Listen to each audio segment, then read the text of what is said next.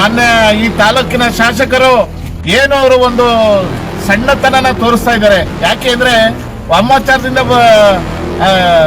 ಕೈಲಾಗದೆ ಇರೋರು ಮೈ ಪರ್ಚ್ಕೊಂಡ್ರು. ನಂಗೆ ಅವ್ರ ಆಡಳಿತ ಯಂತ್ರನ ದುರುಪಯೋಗ ಪಡಿಸ್ಕೊಂಡು ಆಡಳಿತ ಅಧಿಕಾರಿಗಳನ್ನ ಅವ್ರನ್ನ ಕೈಗೊಂಬೆಯಾಗಿ ಸರ್ಕಾರ ಅಧಿಕಾರಿಗಳನ್ನ ಅವ್ರನ್ನ ಕೈಗೊಂಬೆಯಾಗಿ ವರ್ತಿಸ್ಕೊತಾ ಹಣ ಮಾಡುವ ದಂಧೆಯಲ್ಲಿ ತೊಡಗ್ಬಿಟ್ಟು ಅದನ್ನ ರುಚಿ ನೋಡ್ಬಿಟ್ಟಿದ್ದಾರೆ.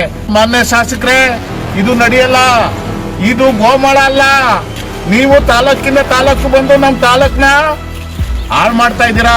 ಈ ಪತ್ರಿಕಾಗೋಷ್ಠಿ ಮುಖಾಂತರ ನಿಮ್ಗೆ ಎಚ್ಚರಿಕೆ ಕೊಡ್ತಾ ಇದೀವಿ. ಮತದಾರರು ಆಗ್ಲೇ ಎತ್ತೆಚ್ಕೊಂಡಿದ್ದಾರೆ. ಸಹಕಾರ ಸಂಘಗಳನ್ನ ಸೂಪರ್ಸಿಟ್ ಮಾಡೋದ್ರಲ್ಲಿ ಏನಾಗ್ತಾ ಇದೆ? ಏನು ನಿಮ್ದೇನಾ?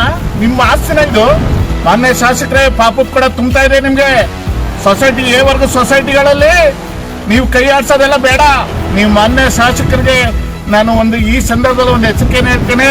ಈ ಸಾರಿ ನಿಮ್ಮನ್ನ ಮನೆ ಕಳಿಸೋದ್ರಲ್ಲಿ ಎರಡನೇ ಮಾತಿಲ್ಲ. ಟಿ ವೆಂಕಟೇಶಣ್ಣವರೇ, ನೀವು ರಾಷ್ಟ್ರೀಯ ಪಕ್ಷದ ಒಬ್ಬ ಅಧ್ಯಕ್ಷರಾಗಿದ್ದೀರಿ, ಹಿರಿಯರಿದ್ದೀರಿ, ಅನುಭವಿಗಳಿದ್ದೀರಿ. ನೀವು ಮಾತಾಡಬೇಕಾದ್ರೆ ಒಂದು ಘನತೆಯಿಂದ ಮಾತಾಡಿ. ನಿಮ್ಮ ಮಾತಿಗೆ ಒಂದು ತೂಕ ಇರ್ತದೆ, ಅರ್ಥ ಇರ್ತದೆ. ಏನಾದ್ರು ಮಾತಾಡಬೇಕಾದ್ರೆ ತಾವುಗಳು ಆಧಾರ ಇಟ್ಕೊಂಡು ಮಾತಾಡಿ.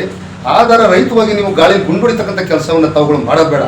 ಯಾಕಂತಂದರೆ ಯಾರೋ ಮಾತಾಡೋಂಥ ರೀತಿಯಲ್ಲಿ ನೀವು ಮಾತಾಡೋಕೆ ಹೋಗ್ಬೇಡಿ. ನೀವು ಒಬ್ಬ ರಾಷ್ಟ್ರೀಯ ಪಕ್ಷದ ಅಧ್ಯಕ್ಷರಿದ್ದೀರಿ. ಅನಾಗರಿಕರು, ಅವಿದ್ಯಾವಂತರು, ಯಾರೋ ಪೋಖ್ರಿಗಳು ಮಾತಾಡ್ತಕ್ಕಂಥ ಸ್ಟೈಲಲ್ಲಿ ನೀವು ಬೆದರಿಕೆ ಆಗ್ತಕ್ಕಂಥ ಒಬ್ಬ ಎಸ್ ಟಿ ಸಮುದಾಯದ, ಒಬ್ಬ ದಲಿತ ಸಮುದಾಯದ MLA ನೀವು ಬೆದರಿಕೆ ಆಗ್ತಕ್ಕಂಥ, ಧಮಕಿ ಆಗ್ತಕ್ಕಂಥ ರೀತಿಯಲ್ಲಿ ನೀವು ಮಾತಾಡಿದ್ದೀರಿ. ಅದನ್ನು ಮುಂದೆ ನೀವು ಮಾತಾಡಬೇಡಿ ಅಂತಕ್ಕಂಥದ್ದನ್ನ ಇದನ್ನು ನೀವು ಬದಲಾಯಿಸ್ಕೊಳ್ಳಿ ಅಂತಕ್ಕಂಥದ್ದು ನನ್ನ ಒಂದು ಸಲಹೆ ನಿಮಗೆ. ನಿಮ್ಮ ರಾಜಕೀಯ ಹಿನ್ನೆಲೆಯನ್ನು ನಾನು ನೋಡಿದ್ದೀನಿ. ನೀವು ಯಾವ ರೀತಿ ಬಂದರೆ ಎಲ್ಲಿದ್ದೀರಿ ಅಂತಕ್ಕಂಥದ್ದು. ನಿಮ್ದು ಯಾವುದೇ ಸಿದ್ಧಾಂತ ಇಲ್ಲ, ನೀವು ರಾಜಕೀಯತೆಯಲ್ಲೇ ಬದ್ಧತೆ ಇಲ್ಲ. ನಿಮಗೆ ಸಿದ್ಧಾಂತ ಇಟ್ಕೊಳ್ಳೋಕೆ ನೋಡಿದ್ರೆ ನೀವು ಮೊದಲು ರಾಜಕಾರಣದಲ್ಲಿ ಬಂದದ್ದು ಕಾಂಗ್ರೆಸ್ ಪಕ್ಷದಲ್ಲಿ. ನೀವು ಕಾಂಗ್ರೆಸ್ಸಿಂದ ಬೆಳೆದಂಥವರು JDS ಬಂದ್ರಿ, JDS ಇಂದ BJP ಬಂದಿರಿ. ಈ BJP ಪಕ್ಷ ಯಾವ್ದು ಬಿಡ್ತೀರಾ ಅಂತಕ್ಕಂಥದ್ದು ಜನಗಳಿಗೆ ಗೊತ್ತಿಲ್ಲ. ಯಾಕಂದ್ರೆ ನೀವು ಯಾವ ಪಕ್ಷ ಬಿಟ್ಟು ಬಂದಿರ್ತೀರಿ ಆ ಪಕ್ಷದ ವಿರುದ್ಧವಾಗಿ ನೀವು ಮಾತಾಡ್ತಕ್ಕಂಥದ್ದನ್ನ ನಾವು ನೋಡಿದ್ದೀವಿ. ಎಲ್ಲ ತಿಂದು ಉಂಡು ಎಲ್ಲ ಬೆಳೆದಿರ್ತಕ್ಕಂಥ ಪಕ್ಷಗಳ ಬಗ್ಗೆ ನೀವು ಮಾತಾಡ್ತಾ ಇರ್ತಕ್ಕಂಥ ನೋಡಿದ್ರೆ ನಿಮ್ಗೆ ಯಾವುದೇ ಪಕ್ಷದ ಸಿದ್ಧಾಂತ ಇಲ್ಲ, ನಿಮ್ಮಲ್ಲೇ ಸಿದ್ಧಾಂತ ಇಲ್ಲದೆ ನೀವು ನಡ್ಕೊಳ್ತಾ ಇರ್ತಕ್ಕಂಥ ರೀತಿ ನಾವು ತಾಲೂಕಿನ ಜನ ಗಮನಿಸ್ತಾ ಇದ್ದೀವಿ.